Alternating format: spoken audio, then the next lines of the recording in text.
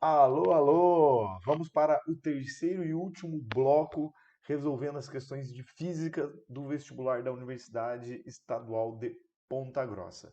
Questão de número 41 nos diz: com relação aos conceitos estudados na estática e ao desenho ilustrado abaixo, no qual os cabos e a barra têm massas desprezíveis, assinale o que for correto.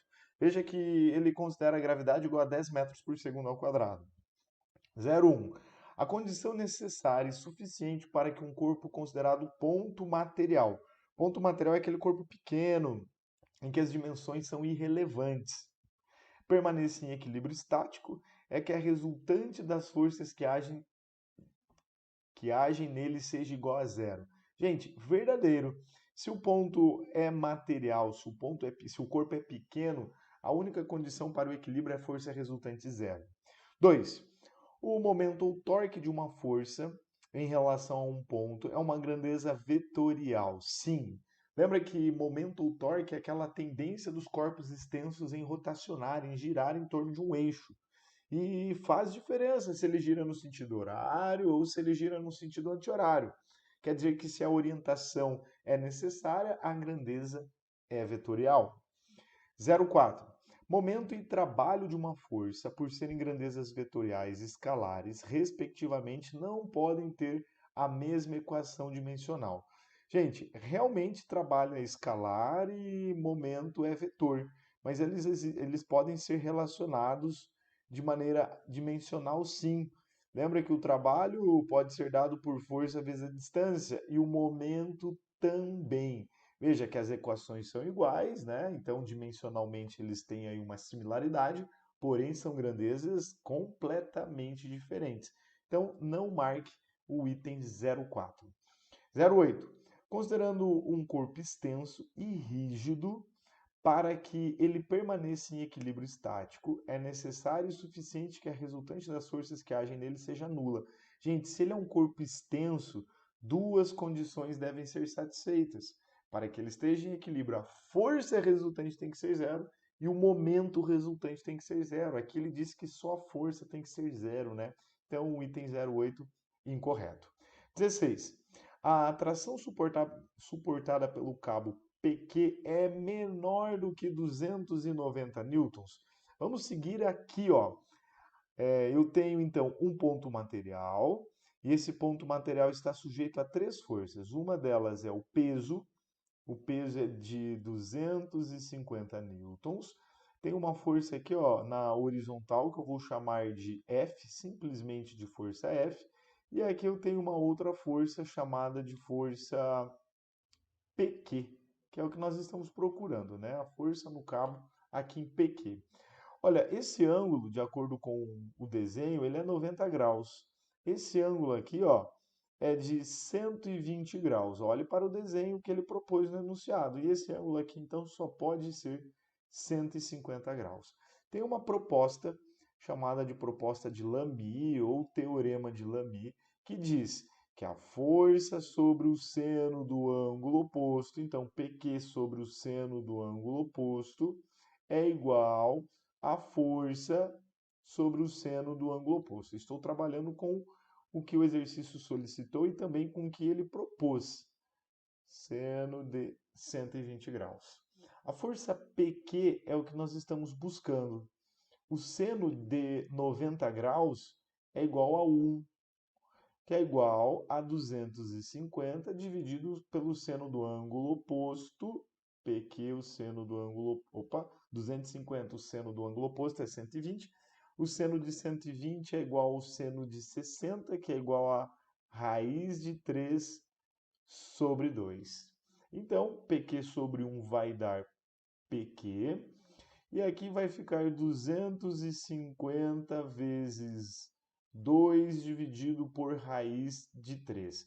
250 vezes 2 vai dar 500, 500 dividido pela raiz de 3 é aproximadamente 1,73, né? E se você dividir isso, vai dar algo em torno aí de 288 newtons. Então, a tração PQ realmente é menor do que 290 newtons. Somando, nós temos como resposta para o exercício 41, 19. Questão 42. Em um certo planeta X, um astronauta lança uma pedra de massa 2 quilogramas. Fazendo medições sobre o movimento da pedra no sistema internacional, o astronauta obtém os gráficos a seguir, representativos desse movimento. Desconsiderando as forças dissipativas, assinale o que for correto. Veja, ele está relacionando x com y e aqui ó, x com o t.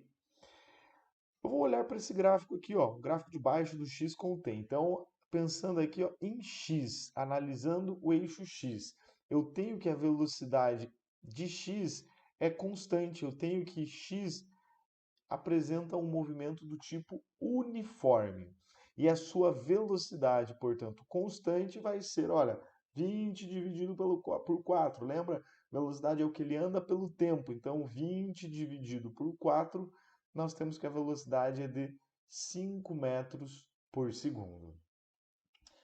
Se você continuar analisando o eixo X, nós temos aqui ó, que ele se desloca 10 metros até que o eixo Y inverta a sua posição, inverta o seu sentido.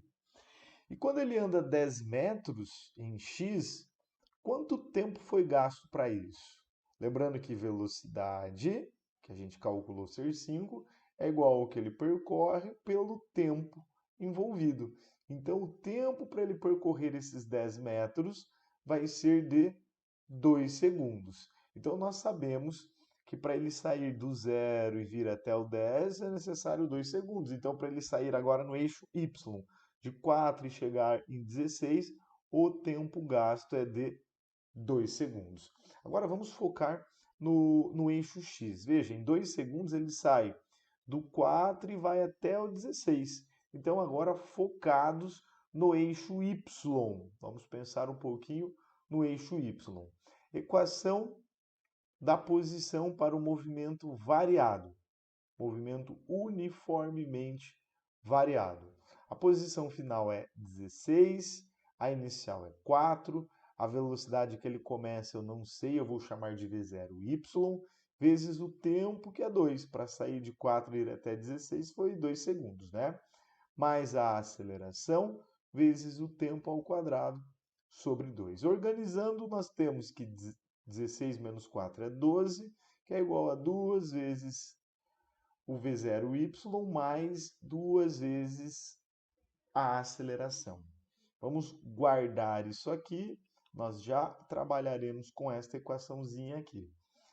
Eu tenho duas incógnitas, né? Então eu vou sair disso encontrando uma outra equação. É outra equação ainda para o eixo y, só que agora pensando aqui ó, na equação da velocidade. Então, pensando em y, agora analisando a equação da velocidade. Vamos destacar essa equação.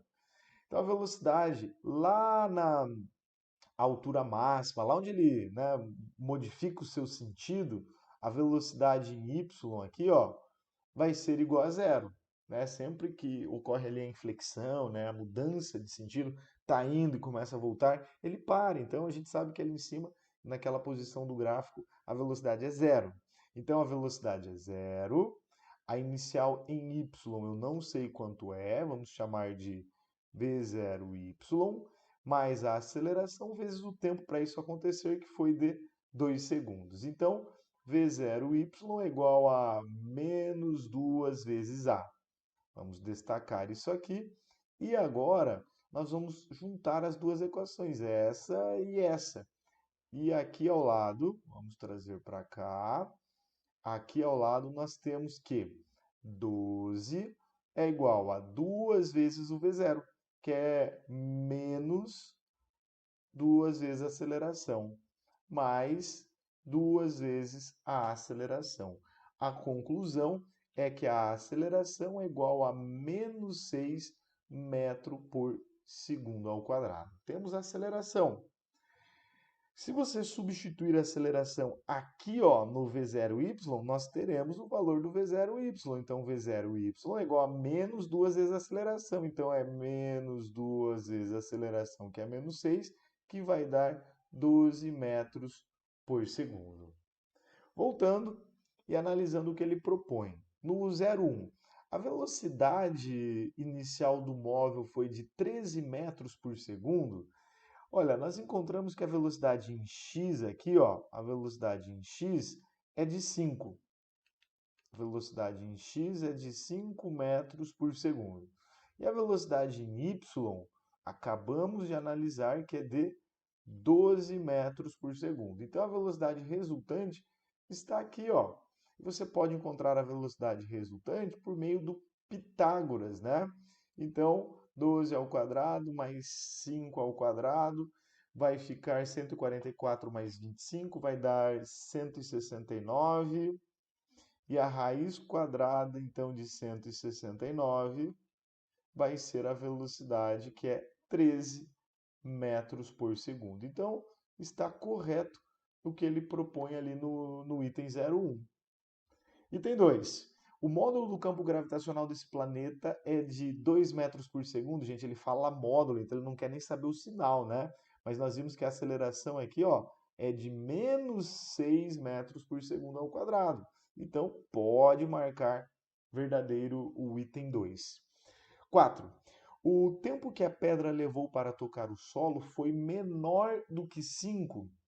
Olha, para pensar no tempo, eu vou analisar, ó, desta posição até a posição inicial, 2 segundos. Agora, dessa posição até a posição final, nós vamos ter um tempo. E a gente encontra esse tempo. Então, ele sai da posição 16 e ele chega na posição 0. Quanto tempo foi gasto para isso? Novamente, usando a equação da posição.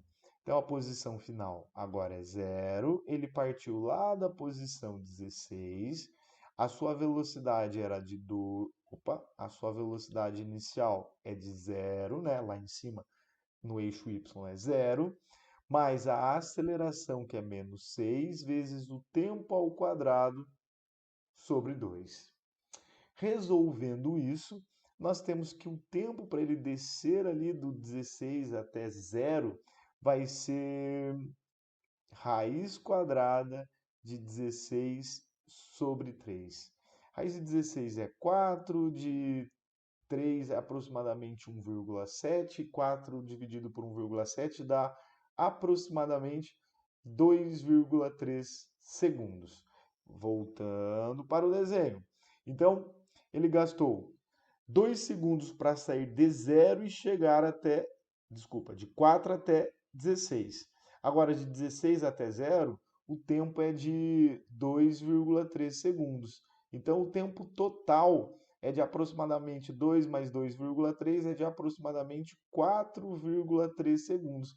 E ele disse que foi menor do que 5. Foi menor do que 5. Pode marcar o item 04.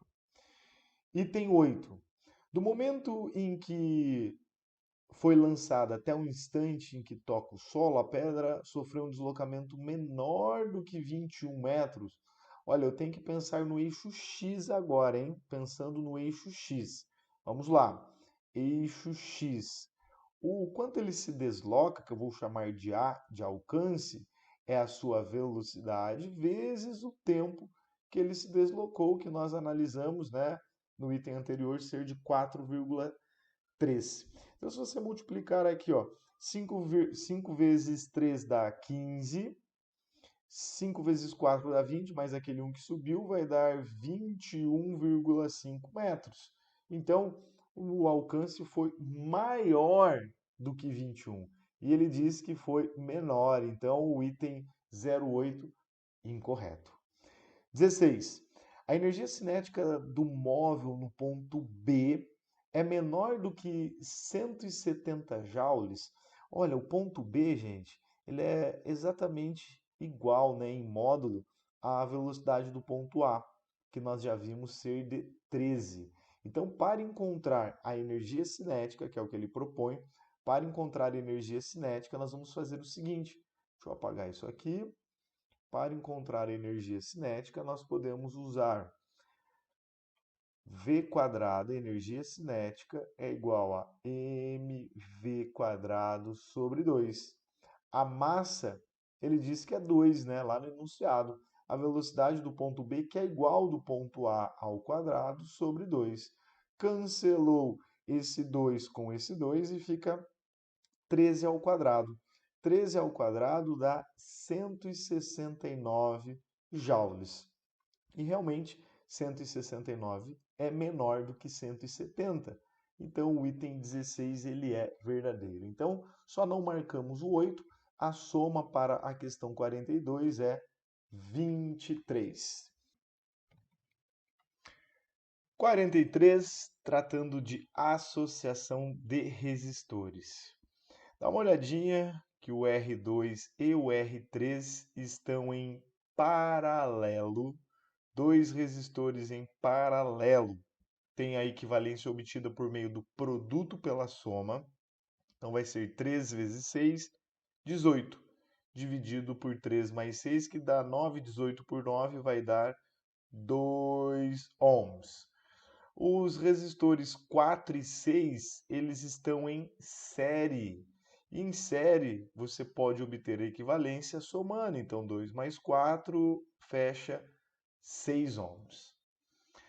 Dá uma olhada que se a corrente elétrica ela chegar aqui nesse nó, ela tem duas opções, né? Ou descer e passar no de 7, ou seguir por esse fio livre de resistência. E ela vai preferir passar pelo fio livre de resistência. Então, o resistor 7 ele não é atravessado por corrente, ele não serve para nada, e quando ocorre isso, nós dizemos que ele está em curto-circuito.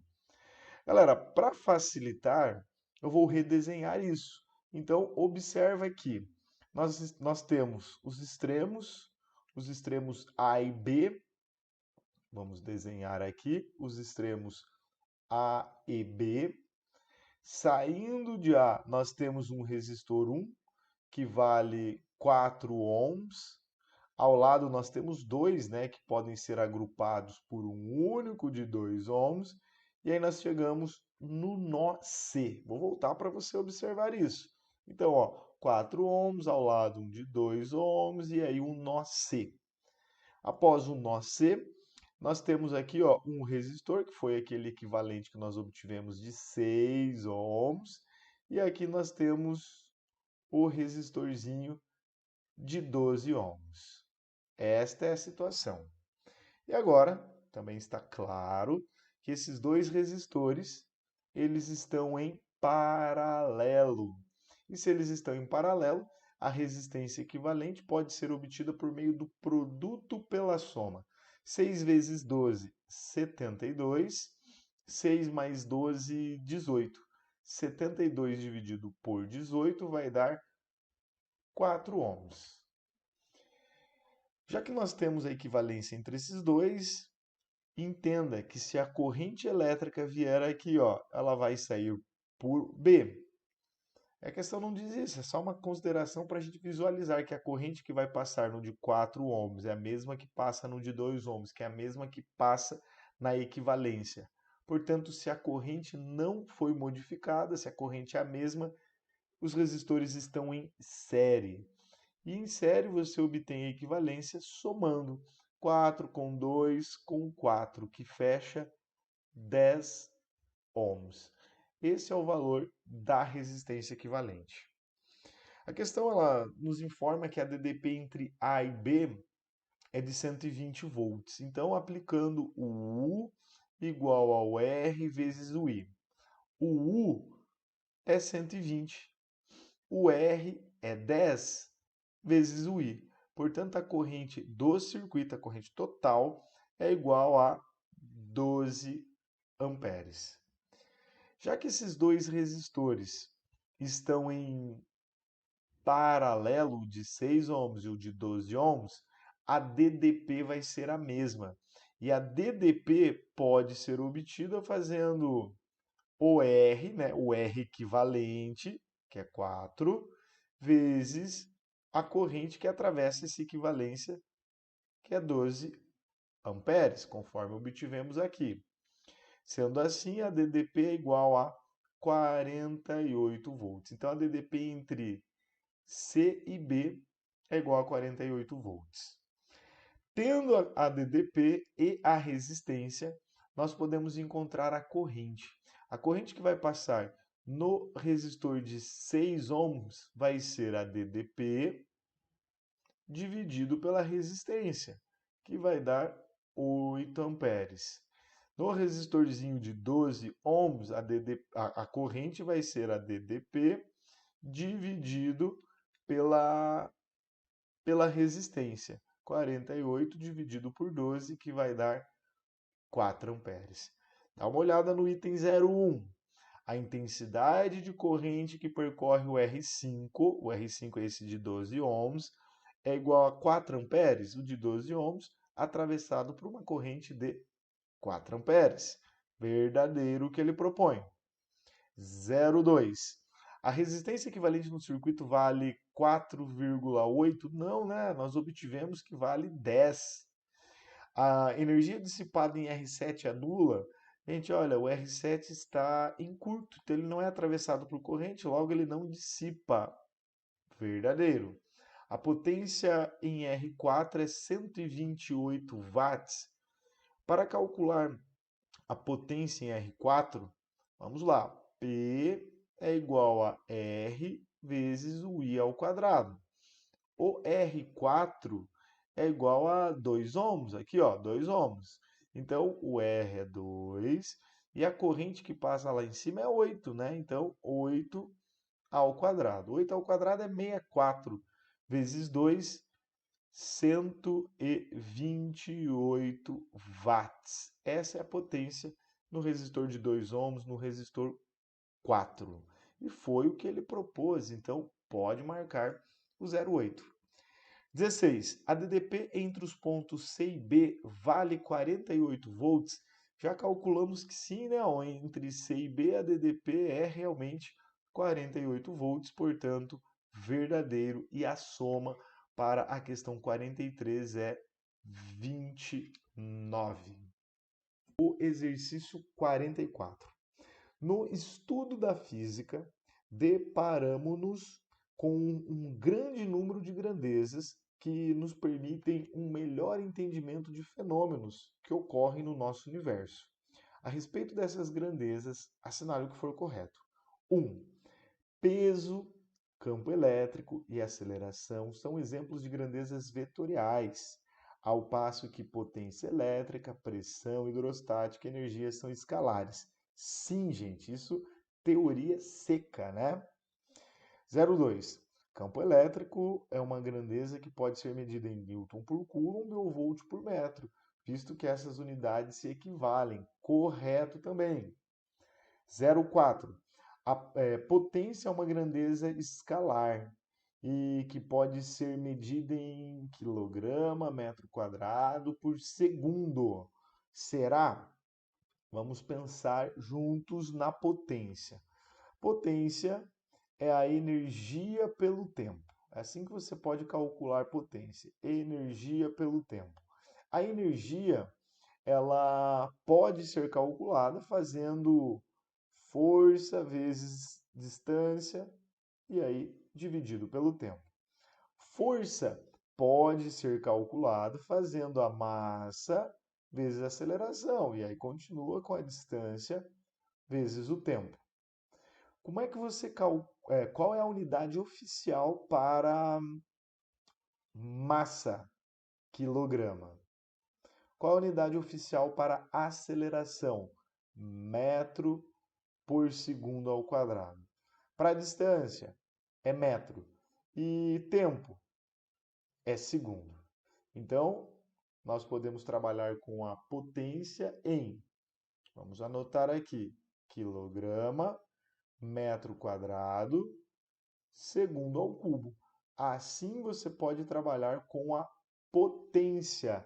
E não foi o que ele propôs, né? Ele colocou ali só segundo, seria segundo ao cubo. Então, incorreto o item 04. 8.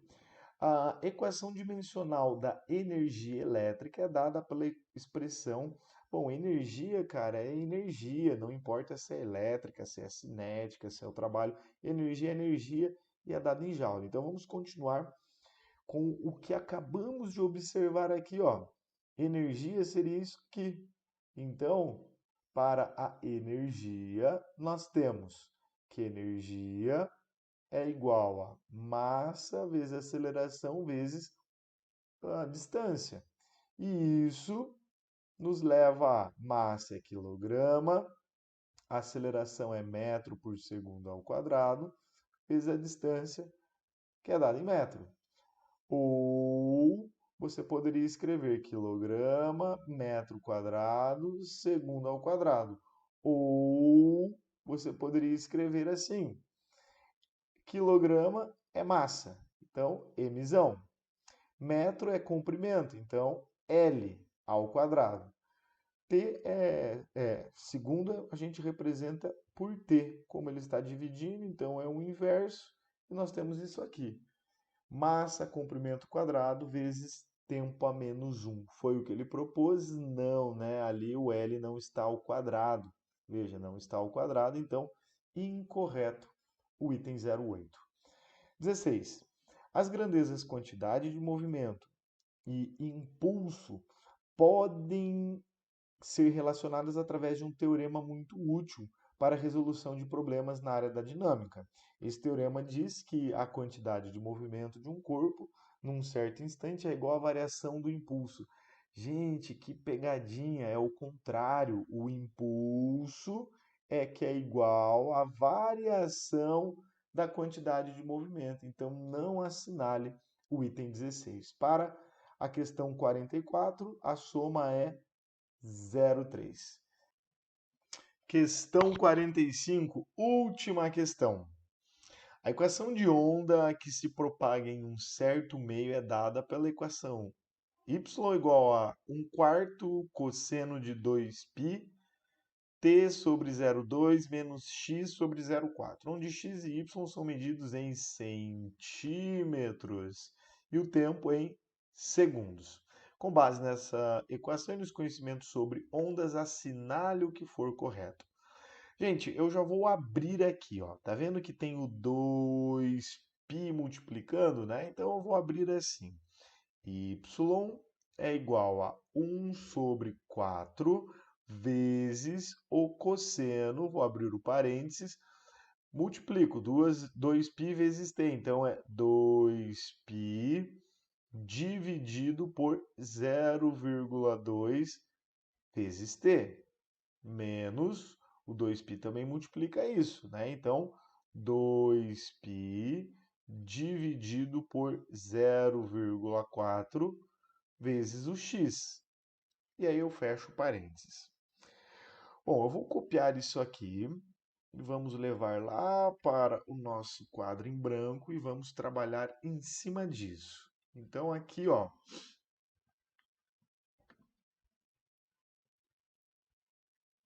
posicionando isso, nós temos então o seguinte.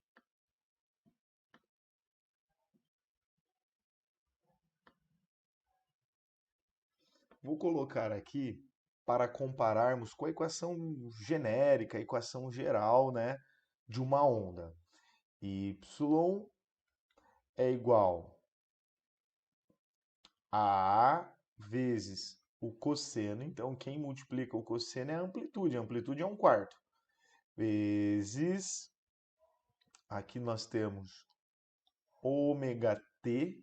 Quem multiplica o t é a frequência angular ou velocidade angular, menos k vezes o x, onde esse k é o chamado número de onda. Então, só observando sem conta alguma, nós temos que a frequência angular é 2π sobre 0,2 e o número de onda é igual a 2π sobre 0,4. Vamos ver o que ele propõe e a gente vai trabalhando item por item para não fazer coisas a mais e deixar a equação, a questão ainda mais complexa. Ele diz lá no item 01, A fase da onda num ponto situado a x igual a 2 centímetros, no tempo 4, será de 3π radiano. Então, substitua o x por 2 e substitua o tempo, o t, por 4. E vamos ver o que vai dar. Então, aqui, ó, item 01. Item 01, nós temos que o y é igual a 1 sobre 4 vezes o cosseno de 2π sobre 0,2 vezes o t, que ele pediu para colocar aí 4 segundos, menos 2π dividido por 0,4 vezes o x, que ele pediu para usar ali, ó, 2 centímetros. Então, vezes 2. Y é igual a 1 sobre 4 vezes o cosseno de 2π dividido por 0,2 vai dar 10π vezes 4, 40π. Menos 2π vezes 2 dá 4π. 4π dividido por 0,4 vai dar 10 vezes o π. 40 menos 10 vai dar 30. Então, 1 sobre 4 vezes o cosseno de 30π. Isso está em radiano, gente. Então, 30π equivale a 15 voltas. Lembrando que cada volta, né, cada oscilação aí seria 2π. Então, se nós temos 30π, nós temos 15 voltas. Então, seria o cosseno de zero. O cosseno de zero é 1. Então, nós temos que o y é igual a 1 sobre 4. Foi o que ele propôs lá no item 01? Não foi, né? Então, incorreto. Ele coloca aqui, ó, 3π radianos. Não. 02. A velocidade da onda é 2 vezes 10 a menos 2 metros por segundo. Olha, para calcular a velocidade da onda, deixa eu até modificar a cor aqui. A velocidade de uma onda é igual a lambda sobre o período. Velocidade é o comprimento de onda sobre o período. Nós podemos obter o comprimento de onda. Como? Fazendo o seguinte, ó. Vou colocar aqui que a frequência angular é igual a 2π sobre o período. E nós temos que a velocidade angular ou a frequência angular, de acordo com a expressão, com a equação que ele fornece, é 2π sobre 0,2. Conclusão, o período é igual a 0,2 segundos. Esse é o período. Nós temos também que o K, né, o número de onda, é igual a 2π sobre o comprimento de onda. E de acordo com a equação, ele vale 2π sobre 0,4. Conclusão, nós temos que o comprimento de onda é igual a 0,4 centímetros. Já que velocidade é igual ao comprimento, aqui ó, velocidade é igual ao comprimento de onda sobre o período, velocidade é o comprimento de onda, 0,4 centímetros, dividido pelo período, que é 0,2 segundos. Se você dividir 0,4 por 2, vai dar 2 centímetros por segundo. E 2 centímetros por segundo é a mesma coisa que 2 vezes 10 a menos 2 metros por segundo. Foi o que ele propôs, né, no item 02. Então, pode marcar o item 02, que ele é verdadeiro. 04. O ponto na posição x igual a 2 centímetros está em fase com outro ponto localizado em x igual a 8 centímetros. Gente, estar em fase significa estar na mesma posição, né? Considerando aqui o eixo y. Então, seria isso, ó. Eixo x e aqui o eixo y para essa onda periódica. Então, a onda ela passaria aqui e iria embora. Então, Quando for 2 centímetros, será que vai estar numa posição que vai ser a mesma quando o x for igual a 8 centímetros? Se os y forem iguais, aí eles estão em fase. Então vamos lá, substituindo o x por 2 e depois por 8 e ver onde é que dá tudo isso. Vamos para um quadro em branco e aqui seria o item 04, né? Então, para o item 04, nós temos que y é igual a 1 sobre 4 vezes o cosseno de menos 2π sobre 0,4x. Note que eu estou colocando só em função do x, eu não estou colocando em função do t, porque eu não tenho nada a respeito do t, né? Então, o y vai ser igual a 1 sobre 4 vezes o cosseno de menos 2π sobre 0,4 vezes o x. Ele pediu para usar 2. Então, o y vai ser 1 sobre 4 vezes o cosseno de menos, aqui ó, menos 2 vezes 2 dá 4, menos 4 dividido por 0,4 vai dar menos 10 vezes o π. Se você fizer aí o cosseno de menos 10π, vai dar o 1. Então, nós temos que o y é igual a 1 sobre 4 centímetros. E agora, será que se a gente mudar o x de 2 para 8, que é o que ele propõe, será que vai dar a mesma coisa? Substitui aí. O y é igual a 1 sobre 4 vezes o cosseno de menos 2π sobre 0,4 vezes o x que ele está solicitando ser 8. Atenção, eu estou usando essa mesma expressão aqui, ó. Só que no lugar do x, eu estou colocando 8 centímetros, que é o que ele propôs. Então, o y é igual a 1 sobre 4 vezes o cosseno de 8 dividido por 0,4 vai dar 20 vezes 2 vai dar menos 40π. E se você fizer aí o cosseno de menos 40, vai dar 1. Então, o y é igual a 1 sobre 4 centímetros. Já que as posições em y são as mesmas, mudando o x, quer dizer que eles estão em fase. E foi o que o exercício propôs. Então, pode marcar o item 04. 8. A frequência angular da onda vale 10π. A frequência angular. A frequência angular, gente, é isso aqui, ó. Nós já trabalhamos com ele. É que a frequência angular é o ômega, ou a chamada velocidade angular. Se você dividir aqui a 2π por 0,2, vai ficar 10π. E foi o que ele propôs, né, no item 8. Então, pode marcar o item 8. E o 16 diz que a amplitude da onda vale 0,25. Voltando, veja que a amplitude é isso aqui, ó, quem multiplica o cosseno.